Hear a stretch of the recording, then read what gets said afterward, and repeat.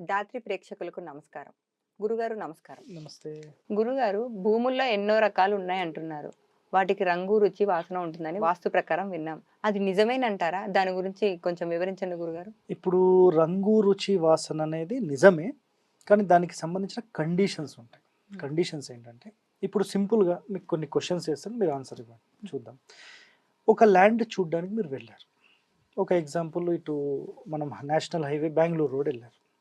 ఒక రోడ్‌లోకి ఎంటర్ అవుతూనే ఒక పెద్ద వెంచర్ కనపడింది. ఆ గేట్‌లోకి ఎంటర్ అవుతూనే ఒక మంచి గార్డెనింగ్, కంప్లీట్ అన్ని ప్లాట్స్ ఏవైతే ఉన్నాయో మంచి లెవెలింగ్ చేసి నీట్‌గా అక్కడికి వెళ్ళంగానే మంచిగా పువ్వుల వాసన ఇవన్నీ వచ్చాయి. రైట్. ఆ ల్యాండ్ 20,000 ఎస్ఎఫ్ ఒక స్క్వేర్ యార్డ్ అని చెప్పారు. రైట్. అక్కడి నుంచి కొంచెం లోపలికెళ్తే 10,000 ఉందని చెప్పారు.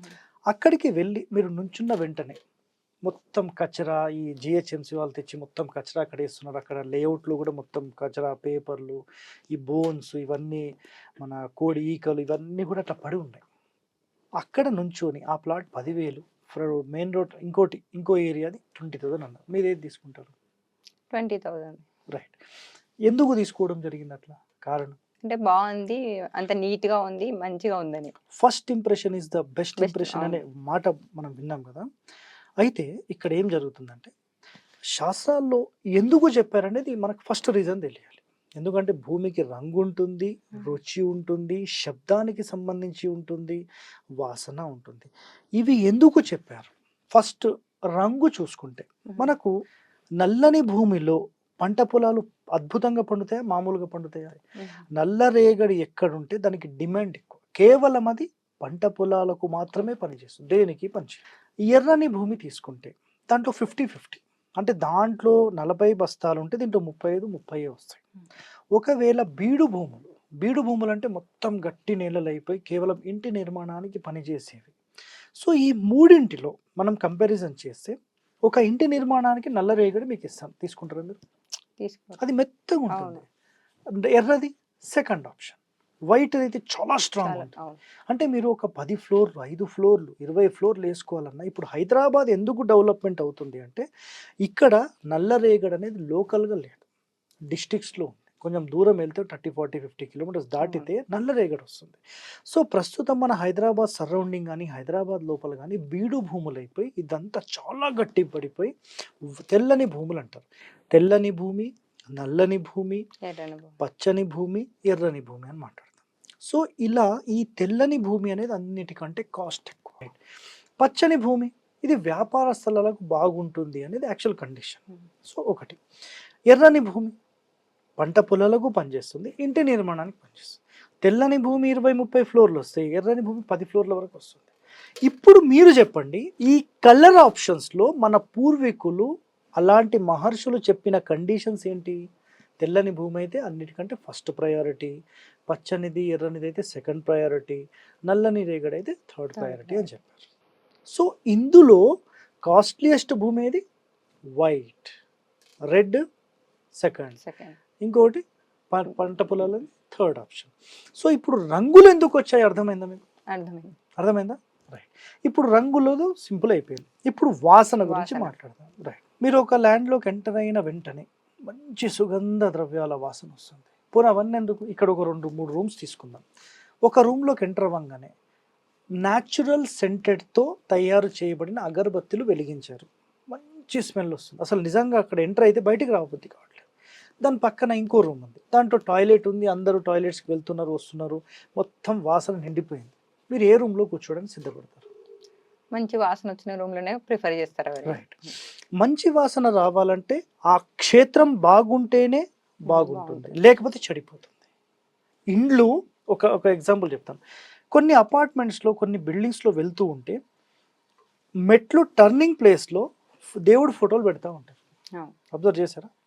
అక్కడ ఎందుకు పెడతారంటే ఊంచొద్దు అని. అవును. ఎవరు. ఒక్కసారి ఒక్క వ్యక్తిని ఒక పాన్ ఉంచమని చెప్పండి. రేపటి నుంచి కంటిన్యూ స్టార్ట్ అవుతది. క్లీన్ చేయండి, ఎవడు ఉంచడు. అంటే నీట్ ఉంటే నీట్‌గానే ఉంటుంది. ఒక్కడు చెడగొడితే మొత్తం మొత్తం చెడిపోతుంది. అట్లా ఈ వాసన ఎందుకొచ్చింది మనకు కారణం అంటే, ఎక్కడైతే దేవాలయాలకు ఉపయోగపడే భూములున్నాయో అక్కడ దేవతా వృక్షాలు మాత్రమే పెరుగుతాయి. కాబట్టి ఆ వాసన ఎందుకు చూడాలంటే దేవతా వృక్షాలు ఉండే చోట మంచి సుగంధ ద్రవ్యాలతో ఉండే వాసన వస్తుంది. అన్ని చోట్ల వస్తుందా? అన్ని చోట్ల రాదు.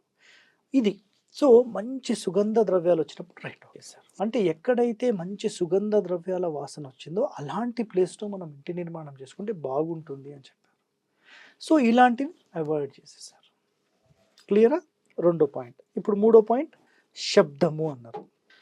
మనం స్టార్టింగ్లో మాట్లాడుకున్న దాంట్లో తెల్లని భూమిలో మనం ఏదన్నా సుత్తిలాగా ఏదన్నా కర్రలాగా తీసుకొని కొడితే రివర్స్ సౌండ్ చాలా సింపుల్గా వస్తుంది.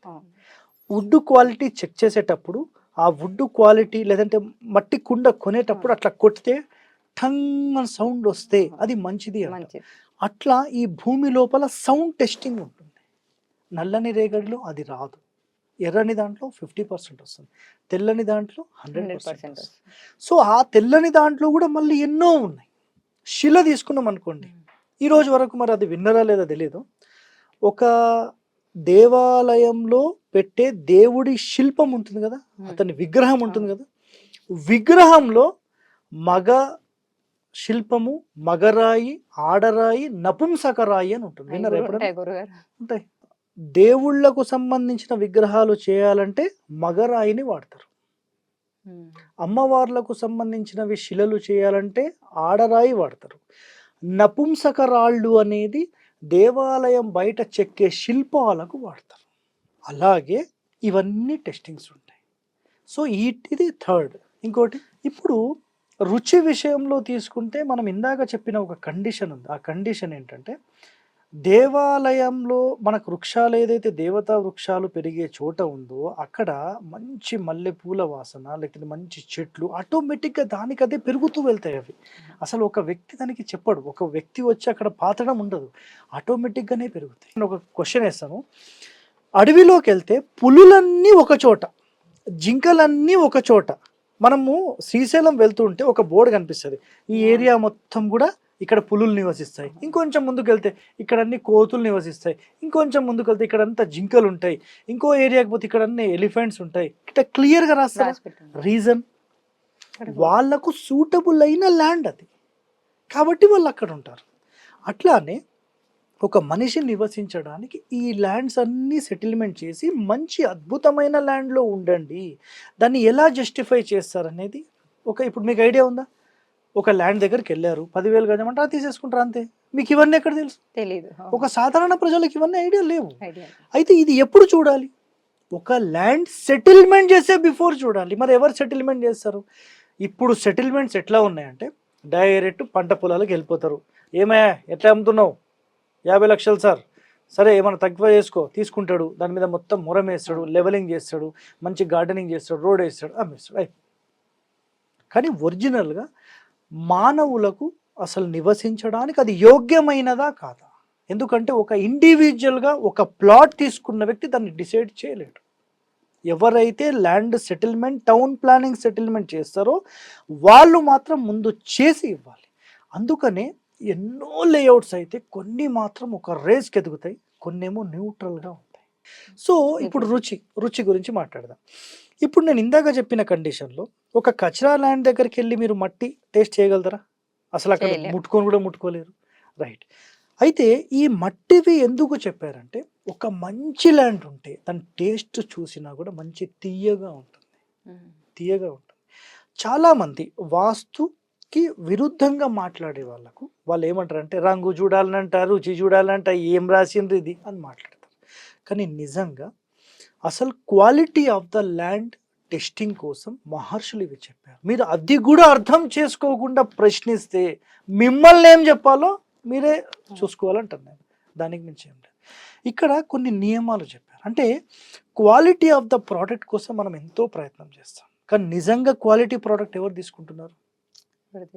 మంచి ఆవు పాలు కావాలని తిరుగుతారు. ఆవు పాలు మార్కెట్లోకి వెళ్తే రోజుకు 100 లీటర్లతో ఎక్కడి నుంచి వస్తాడు? నీ దగ్గర ఎన్ని ఆవులు ఉన్నాయిరా బాబు అని అడిగితే నా దగ్గర 10 ఉన్నాయి సార్. 10 కలిపి 10 లీటర్లు కూడా ఇవ్వదు. నువ్వు రోజుకు సప్లై 1000 లీటర్లు చేస్తున్నావు, యాడ్ నుంచి తెస్తున్నావు? లేదు సార్, ఇంకా తెప్పిస్తున్నా బయట. వాడు ఎక్కడి నుంచి తెస్తాడు? అంతా మిక్సింగ్. అట్లా ఉంది. సో సమాజంలో ఈ ఉల్టా ప్రశ్నలు వేసే బదులు రివర్స్ ఇంజనీరింగ్ చేసి ఎందుకు మన పూర్వీకులు స్ట్రాంగెస్ట్ వే ఆఫ్ కన్స్ట్రక్షన్ చేసి అందులో మంచిగా నివసించారు, వాళ్ళ ఆరోగ్యాలు ఎందుకు బాగున్నాయి, వాళ్ళు ఎందుకు అంత పవర్ఫుల్గా ఉన్నారు, ఇవి ఆలోచన చేసి మనం కూడా అట్లా ఉంటే బాగుంటుందని ఆలోచన చేసి ముందుకెళ్ళాలి. మరి అవి ఎవరు చేస్తున్నారు? చాలా మందికి వీటి గురించి తెలియదు గురుగారు. ఇప్పుడు మీకు చాలా బాగా అర్థమైందా? చెప్పారు. అసలు ఇది తెలియదు. మీ మీ వీడియో ద్వారా చాలా మంది తెలుసుకుంటారు. చాలా చక్కగా వివరించారు గురుగారు. ధన్యవాదములు. Thank you.